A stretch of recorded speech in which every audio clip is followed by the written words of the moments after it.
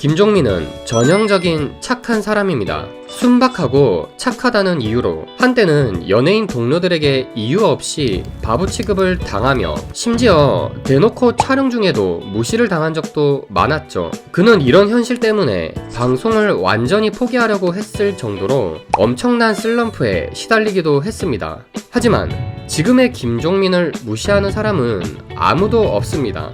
물론 여전히 순박하고 착한 사람인 것도 여전하죠. 지금부터 한 편의 영화 같았던 김종민의 인생 스토리를 통해 어떻게 착하면서도 만만하지 않은 사람이 될 수 있는지 그 교훈까지 함께 다뤄보도록 하겠습니다. 김종민은 1979년 서울 도봉구 방학동에서 태어났습니다. 방송에서 널리 알려진 바보 이미지와 달리 그는 어린 시절 운동과 체조 등 몸쓰는 일도 잘하고 공부도 꽤 잘하는 우등생이었습니다. 제가 공부를 그래도 좀 하는 편이었어요. 하지만 너무 어린 고등학생일 뿐이었던 그에게 큰 시련이 찾아오는데 바로 아버지의 사고사였습니다. 끔찍한 현실과 마주한 그는 아무것도 집중할 수 없었습니다. 더 이상 공부는 손에 잡히질 않아 성적도 떨어졌죠.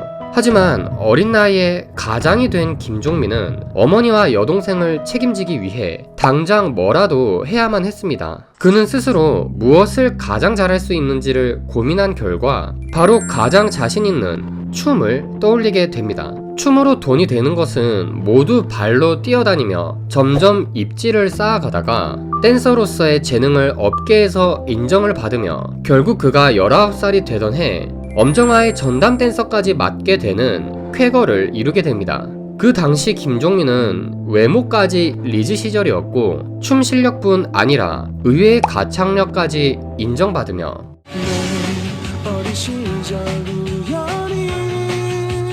신지와 김구가 활동 중이던 코요테의 남성 멤버로 초대되면서 그는 드디어 인생의 꽃을 피우지 못했습니다. 그 당시 소속사 사장은 김종민을 보며 준수한 댄스 실력과 외모로 높아진 이미지에 비해 뭔가 느리고 답답해 보일 수 있는 그의 실제 말투를 듣고는 너는 말하면 깨니까 아무 말도 하지 말라고 지시를 내리기도 했으며 방송 나가서 말도 하지 말라는 거예요. 왜 그랬더니 깬다는 거예요. 내가 말 많이 하면은. 그래서 저도 너무 화가 나서 심지어 김종민이 객원 멤버로 있을 당시에는 수입도 제대로 정산해주지 않는 등 기존 멤버들과 대놓고 차별을 하고 무시를 하며 퇴출까지 시키려고 했으나 멤버들과 함께 강력하게 항의해서 퇴출을 막고 정식 멤버로 수익도 정산받고 활동을 이어나갈 수 있었다고 합니다. 그 당시 처음으로 정산받은 수익은 무려 8천만 원으로 90%를 가족의 생계를 위해 어머니에게 드렸다고 하죠. 김종민 개인이 8천만 원을 번 거예요? 예. 어머니 깜짝 놀라시기도 했겠지만 너무 좋아하셨겠네요. 10% 빼고 다 줬어요. 코요테 활동으로 유명해진 그는 드라마로 진출한 신지와는 달리 예능으로 진출하였는데요. 2007년 1박 2일의 원년 멤버로 들어왔던 김종민은 초반에는 부진했던 1박 2일에 끝까지 남아 나름 에이스로 활약했으며 1박 2일은 조금씩 상승세를 보이고 있었습니다. 이렇게 김종민은 두 번째 인생의 꽃을 피우지 못했습니다. 1박 2일이 폭발적인 인기를 누리려던 참에 하필 국가의 부름으로 인해 2년간 공백이 생기게 된 것이죠. 그는 이때가 인생의 가장 최악의 슬럼프라고 회상했습니다. 2년이 지나고 1박 2일에 복귀했지만 예능감을 잃어버린 채 적응하지 못했고 어리버리한 모습을 보이는 김종민을 보며 많은 시청자들이 그를 비난했습니다. 심지어 1박 2일 하차를 요구하는 청원운동까지 일어날 정도였죠. 아무런 잘못도 한 게 없는데 그냥 답답하다는 이유로 사회 매장을 당한 그는 엄청난 슬럼프에 시달리게 됩니다. 예능 인생에 네. 암흑기였다. 그게 이제 소집 해제 이제 하고 네. 1박 2일 합류 때 하차 서명 운동이 너무나 방송하면서 너무나 충격적이. 밥차 아줌마가 더 웃긴다. 암종민이다. 암종민. 네. 암 같은 존재라고 해서. 하지만 그는 결국 이런 비난에 굴하지 않았습니다. 1박 2일에 끝까지 남고 싶다고 끝까지 노력해서 어떻게든 예능감을 찾아 웃음으로 보답드리고 싶다고 강하게 자신의 생각을 표현했습니다. 빠져야 되나라는 생각을 했었지만 솔직하게 빠지고 싶은 생각. 그럼 제작진에게 남겠다고 확실하게 표현을 했네. 어때? 딱 일어나가지고 전 남겠습니다. 반응은 그냥 하나만 생각했어요. 한 번만 웃기자. 1박 2일 동안 한 번만 웃기자. 이 생각으로 맨날 갔어요. 당시 1박 2일의 PD였던 나영석은 이런 그의 뜻을 받아들여 김종민 하차를 요구하는 사람들에게 이런 말을 남기기도 했습니다.